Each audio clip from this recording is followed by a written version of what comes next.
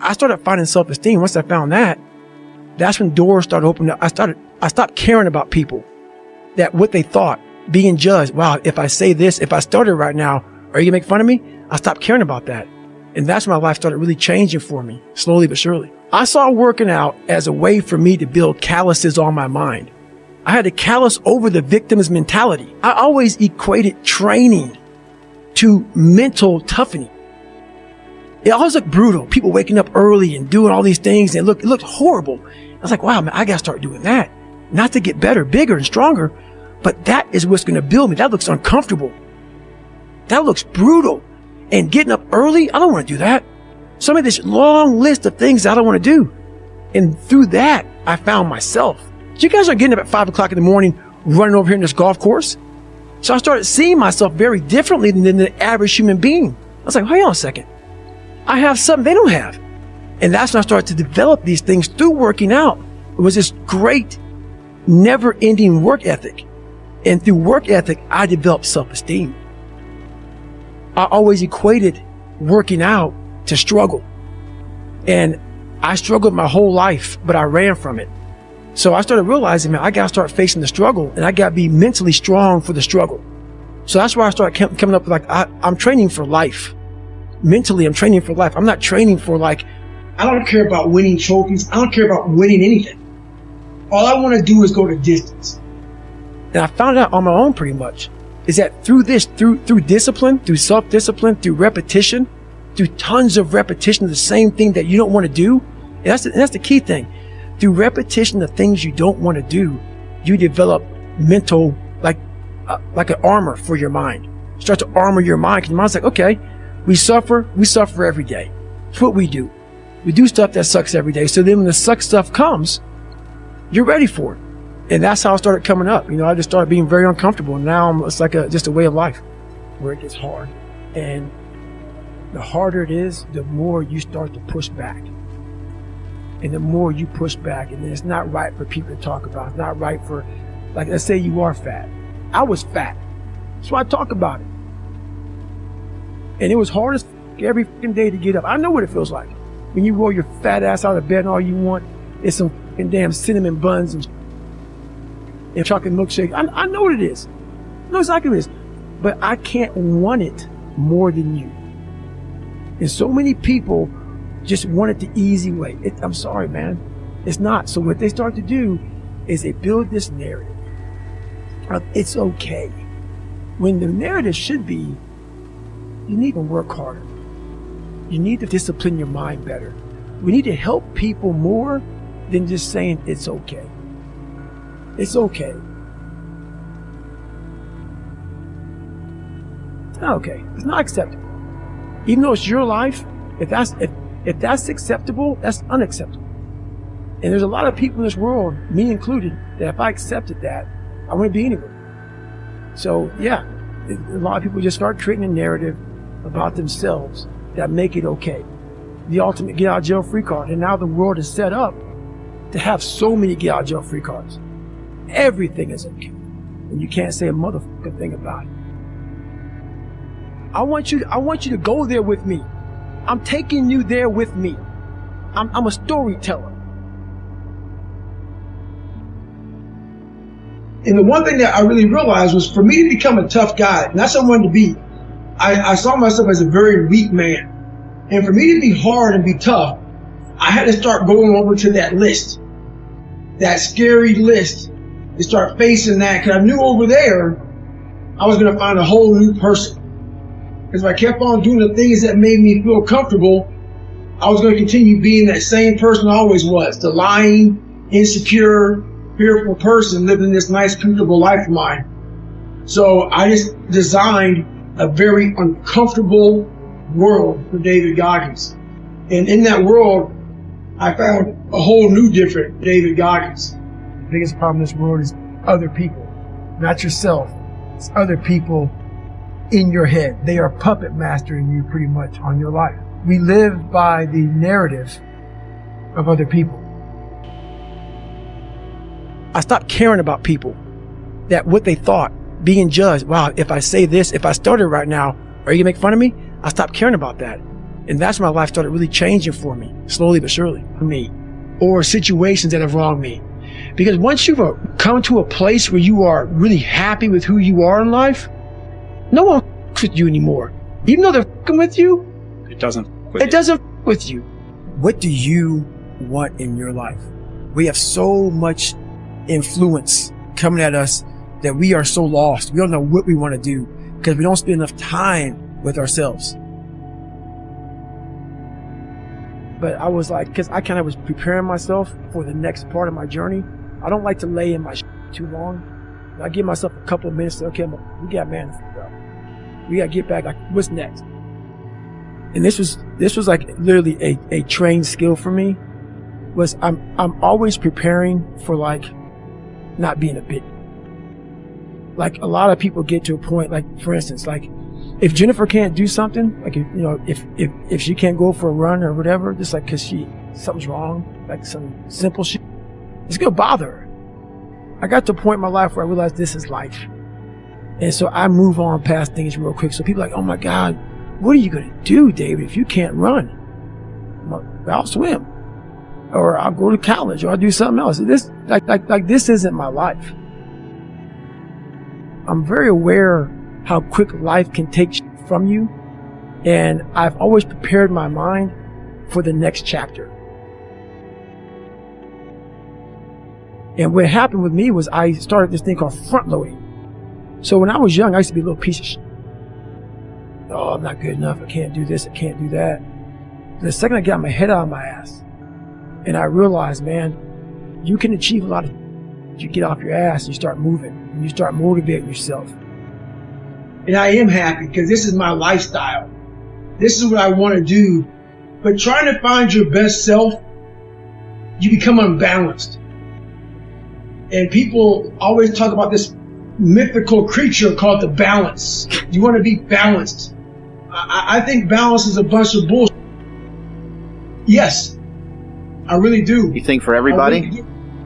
Yeah, I think almost for everybody. Everything in my life, so I had a learning disability that I talked about. My physical gave me the self-discipline. And that literally has carried me over to, I can sit down and study what may take some people an hour to study. I can sit down for maybe 10 hours to learn the same. And that's very frustrating. So I always talk about running and swimming and all this stuff I did in the military and pull-up records and powerlifting, all these physical feats. Some of the hardest I do in my life is just learning. But I got that self-discipline from waking up at 3 and 4 o'clock in the morning to go out in the cold weather, to get my run in, to get my lift in, to get my swim in, to do those things. It totally transfers over to my learning. It's that self-discipline you gain from feeling good about yourself by overcoming yourself on the physical aspect of life. Think about it, man. I talk about my book, Open-Mindedness. What separates me from a lot of people is they go into a daunting task, and the task is overwhelming. Like when I heard the pull-up record was 4,020 pull-ups, and I was talking about breaking this record. People are like, oh my God. I went right to a pen and paper. Like, what are you doing? I'm doing the math, man. What are you talking about? I'm open-minded to the fact that, okay, if I do 5 pull-ups in a minute for so many hours, I can get so many pull-ups in. How much time do I have to rest? I was breaking the math down.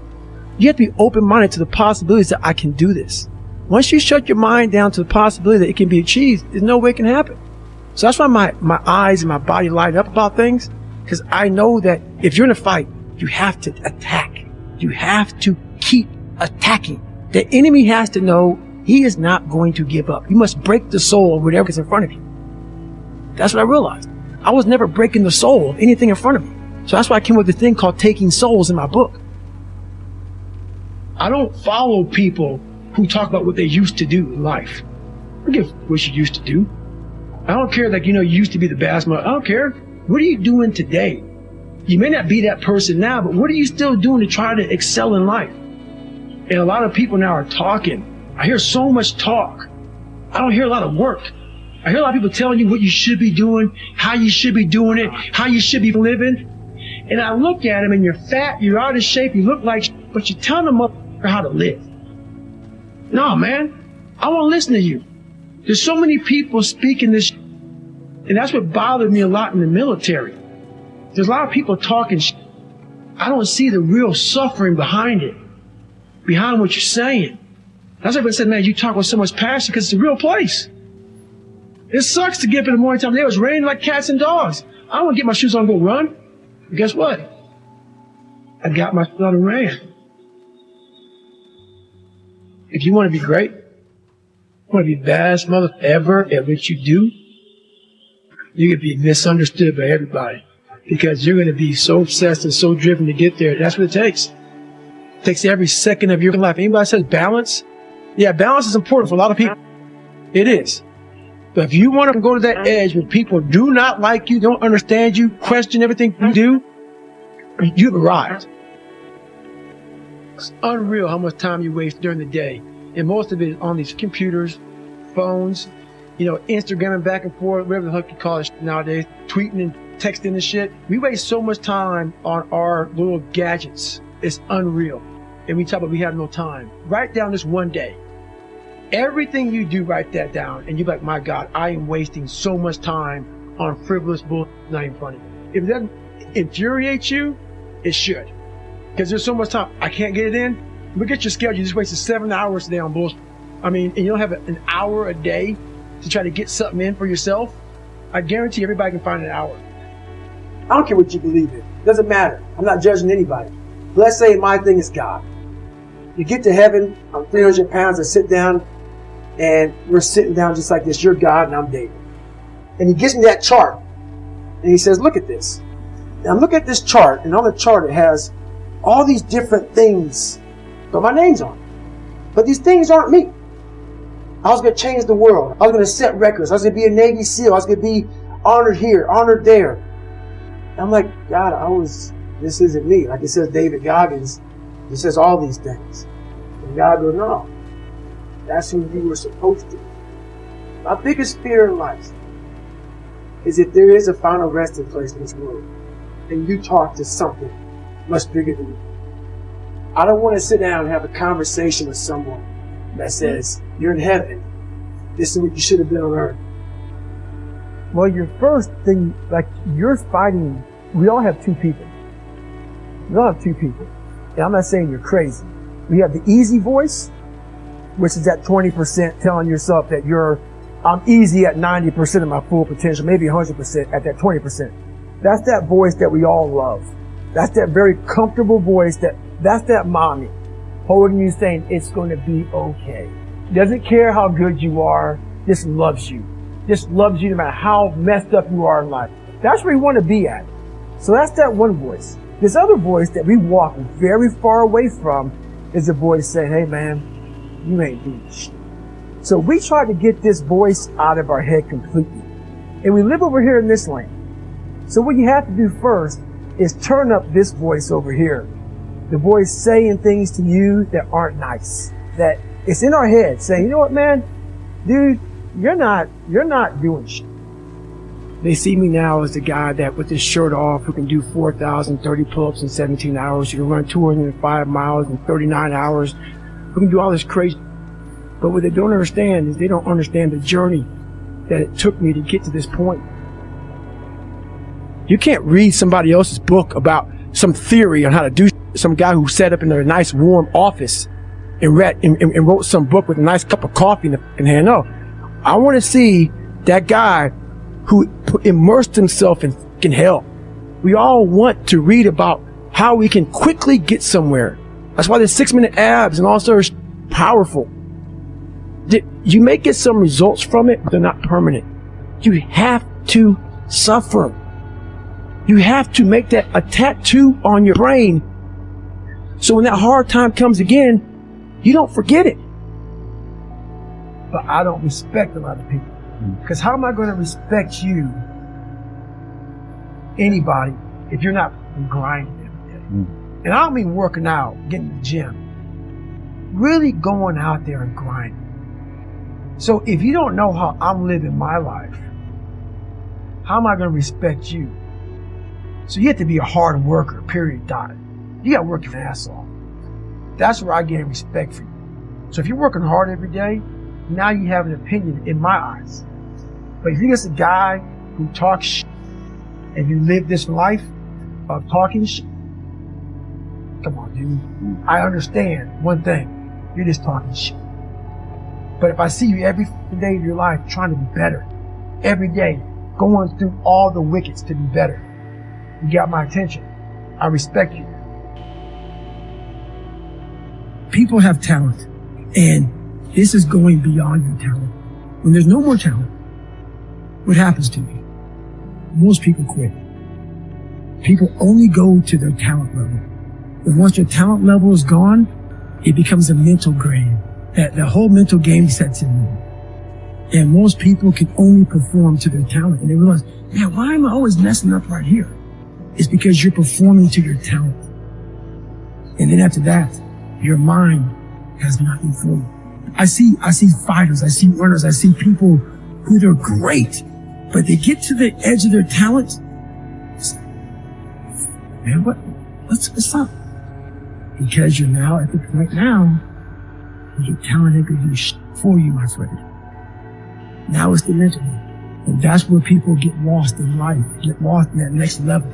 And that next level is found for me in the things that I do. I always fix the things on the surface. If I couldn't read and write, I learned to read and write.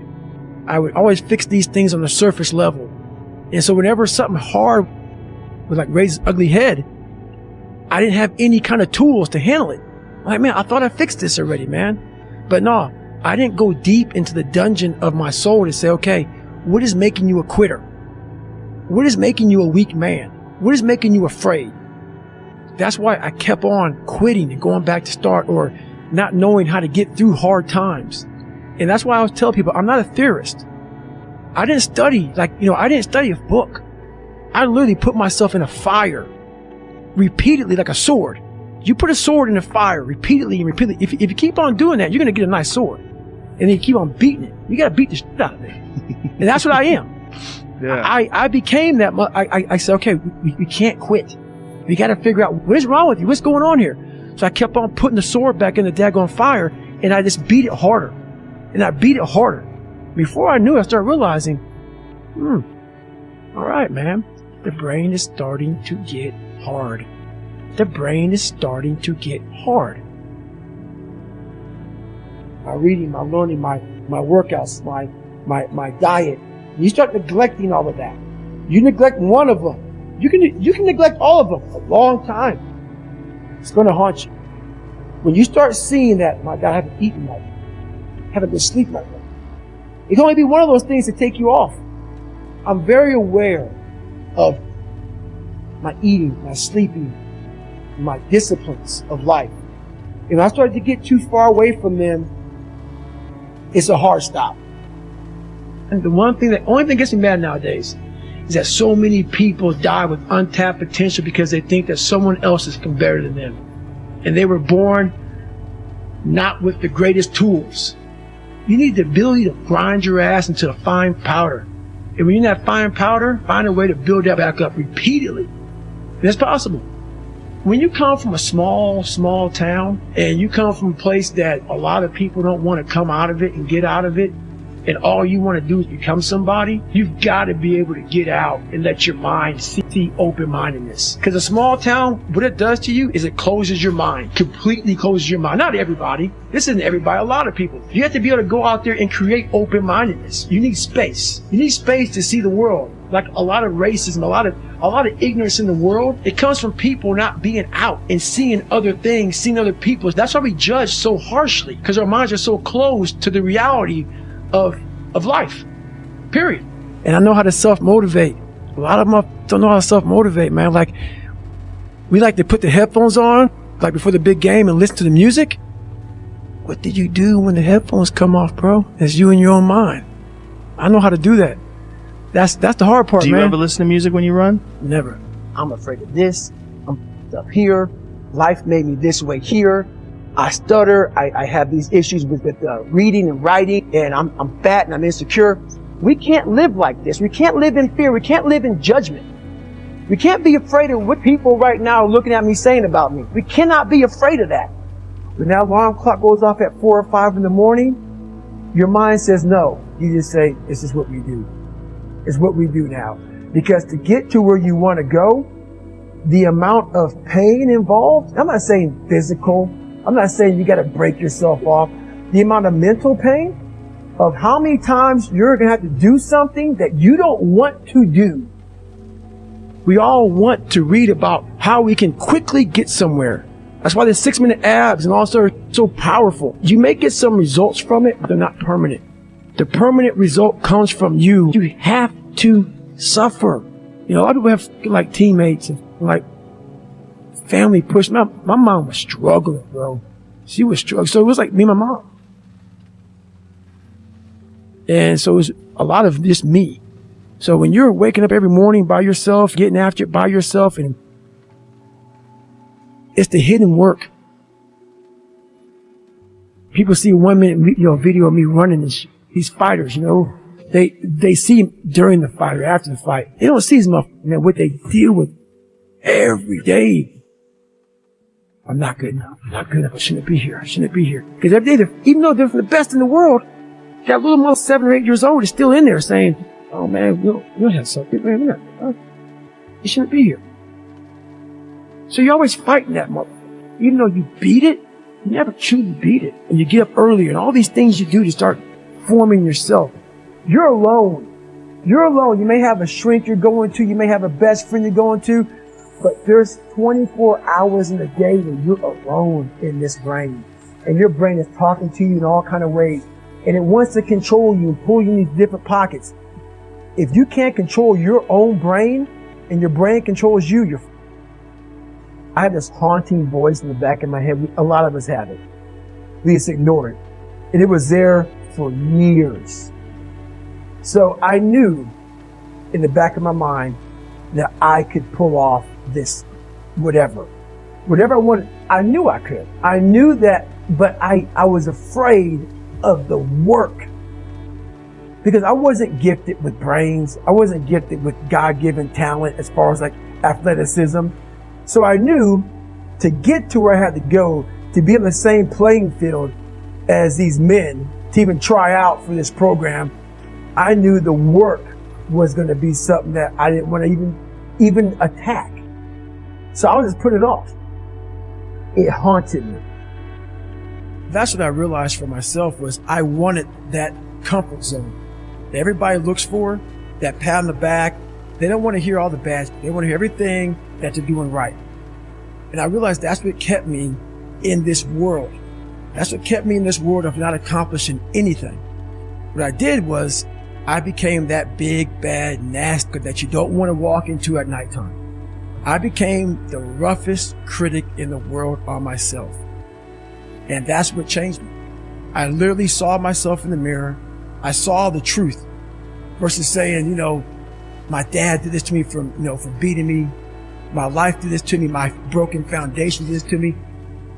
I took that and said, you know what? Well, some people may help this happen, but now I have to own this. When you quit, your mind does this. Once you say, I'm not going to quit, this is the 40%. When you quit, your mind says, we're done. So it doesn't expand. There's no expansion when you quit. When you say, this sucks, I'm drowning, I'm miserable, I'm suffering, I'm broken, but I'm not going anywhere. What happens to your mind is it does this. It says, he's not leaving. So we got to expand. We got to grow. We got to figure this thing out. So then these compartments in your brain start to work. They have to work. And then you start to engage parts of your mind that you never engaged before. But you can't engage it by sitting back in these nice chairs, drinking this nice water, talking to you, talking about what I want to do. So that's where the 40% thing comes in. It comes in when you're in suffer mode and you say, I'm not going to quit. You're forcing your brain now to operate on a level it's not used to. But then it becomes used to it. In times of need, even the hardest person forgets how badass they are. So I've been through a lot of my life. When you're going through a hard time right now, you forget all the hard time you endured. So the cookie jar is a reminder that, I can get through this hard time right now, but you got to take a second or two to reach into the mental cookie jar. you got to open up and say, okay, man, I was in 3 Hillbillies and I got through 2 of them. You know, I was in Ranger School. I saw these beatings. My mom's soon-to-be husband got murdered. I saw little kid's hair get ran over. All these things I endured alone. I have to remind myself of the strength and the power that I have, that it's in me. It's just a reminder of how badass you are in hard times, because, you know, we just forget that bad time consumes our mind and we forget who we are. Your brain is the most powerful weapon in the world. Once you put away your phones and your computers and all that we have nowadays, that's great. We're up to date, but your brain is the only thing you have when you're going through depression, hard times, you're going through death, real life.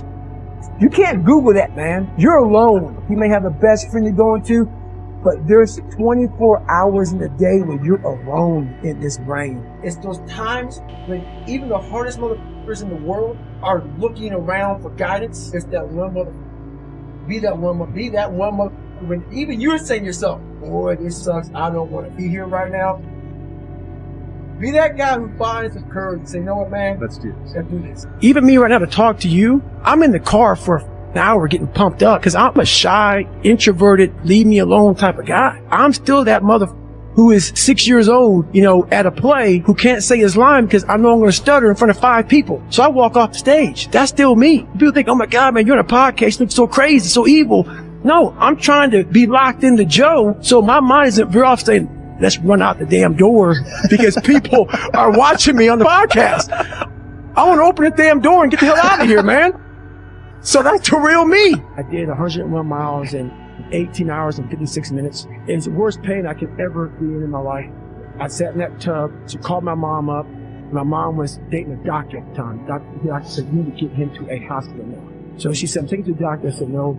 Let me sit here and enjoy this pain. I never thought it was humanly possible to do what I did. I went 70 miles. And at 70 miles, I was dead. I was at 100%, what I thought was 100%. I went 31 more miles after being in the worst physical shape I've ever been in my life. It was the most amazing moment of my entire life. I had 2 heart surgeries also. So I had a hole in it. You're not supposed to have a hole in your heart and be a SEAL. So the hole was significantly large. Like how big? They say it was as big as a quarter. I'm like, how the hell is it as big as a quarter? Yeah, that's a pretty big hole in your heart. It's just amazing that you were able to do all that with a hole in your heart. That's what the doctors were saying. What's your biggest fear in life? I don't care if you believe in God or not. I don't care. Let's say you're God. And we have a big, long line of people. And I made it to heaven. 75 years old. I'm 300 pounds. I made it to heaven. I worked for Ecolab my entire life, spraying for cockroaches. That's what I did. But I'm dead. I'm in heaven now. And you are judging us all now. And I'm next in line. David Goggins. I see my name. I see all this shit. God goes, hey, read this, man. And I'm reading this list and I'm seeing 182 pounds, Navy SEAL, Ranger School, motivational speaker, changing lives. Okay, man, pull up record, all this shit. And I'm like, that's not me, man. And God looks at me and says, that's who you were supposed to be. Let's say there's 10 people in this room and we're all mediocre, but I'm the best of the mediocre people. I now think I'm great. We surround ourselves around people that make us feel great. They tell us what we want to hear. The second we put ourselves amongst the uncommon people, we don't like that feeling, that challenging feeling of that person who's waking up at 3:30 in the morning and saying, hey, push your shit on, we're going for a run. We don't like that challenge. We like that person who says, hey, you know, man, I don't feel good today, man. And they say, oh, it's okay, brother. Take the day off, man. We'll get a pizza and watch the game. We like that. We don't want that motherfuckers like this. Hey, man, no, bro. Get your shit on, man. Stop being a punk. We don't want that in our lives. We don't want that person who's constantly challenging our weaknesses. We want that person who's constantly, you know, making us feel nice and good and secure in ours. That's the mediocrity of life. If you want to be great, you want to be the best motherfucker ever at what you do, you're going to be misunderstood by everybody because you're going to be so obsessed and so driven to get there. That's what it takes. It takes every second of your life. Anybody says balance? Yeah, balance is important for a lot of people. It is. But if you want to go to that edge where people do not like you, don't understand you, question everything you do, you've arrived. Going into combat, going into war, out of the 100 men that go into war, 10 shouldn't even can be there. 80 of them are just targets. 9 do most of the fighting. 1 is a warrior. Get back to work. It's time to get back to work. Stop hearing yourself talk. Don't be on social media too much. Cut out all noise. Get back to the mental lab. because that's where the knowledge came from. These people who hate on people, I've studied them, and I've gained a lot of knowledge from them, because I gained a lot of knowledge for myself when I was in that dark place. Back in the day, when I was sometimes getting bullied or in a dark place, how sometimes that would have bothered me. How I would want to clap back. I would want to be on there all day explaining myself.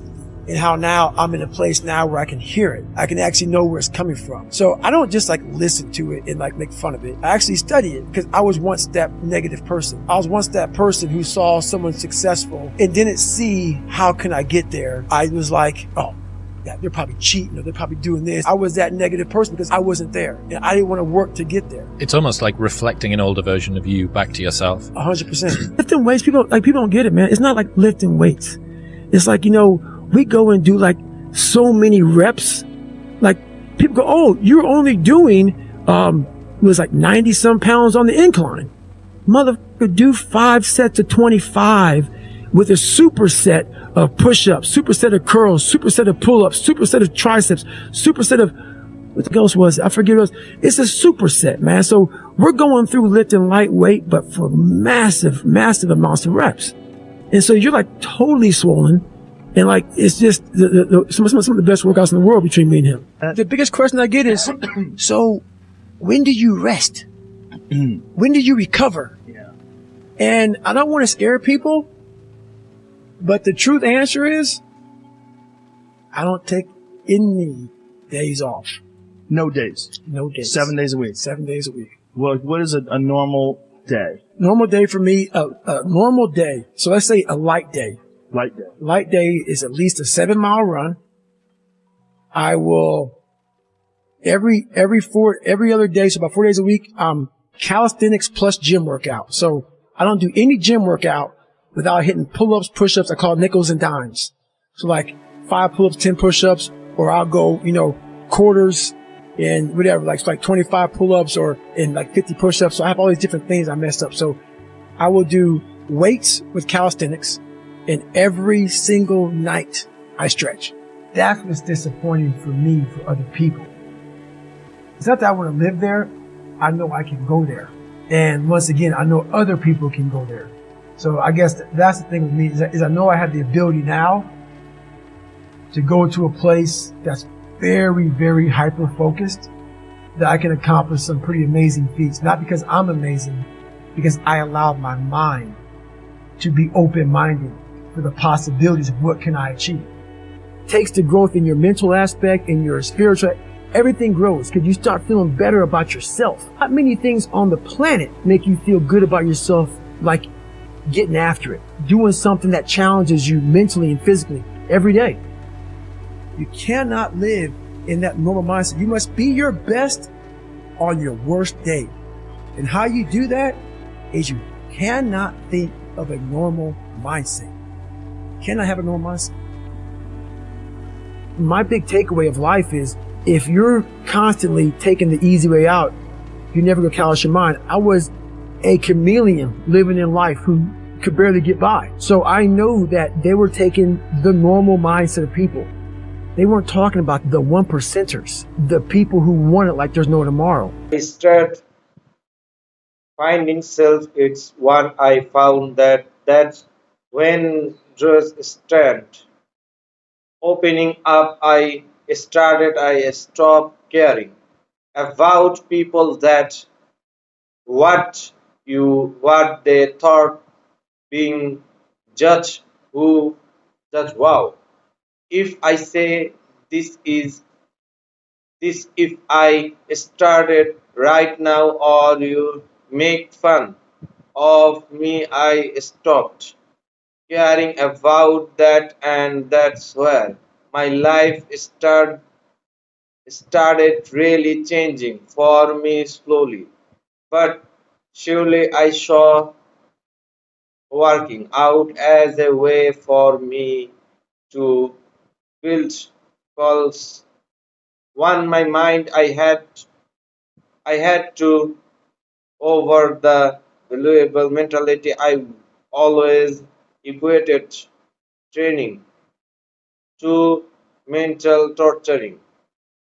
They always looked brutal people working up early and doing all those things, and look, it looked horrible. I was like, wow, I gotta start doing that, not to get better, bigger, and stronger, but that is what's going to build me. That looks uncomfortable, that look, and getting up early. I don't want to do what some of the thing list of things I don't want to do, and thought that I found myself. You guys are getting up at 5 o'clock in the morning, running over here in this golf course. So I started saying myself every differently than the Avenger. Human being, I was like, hang on a second. I have something they don't have, and that's not starting to develop those things. Thought working out it was that great, never ending.